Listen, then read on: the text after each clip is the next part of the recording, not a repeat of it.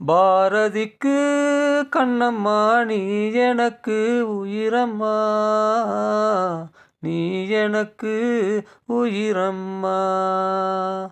ஒரு நாள் விழிகள் பார்த்தது என் வாழ்நாள் வசந்தமும் ஆனது, என் நிலையுதிர் காலம் போனது, உன் நிழலும் இங்கே பூக்குது.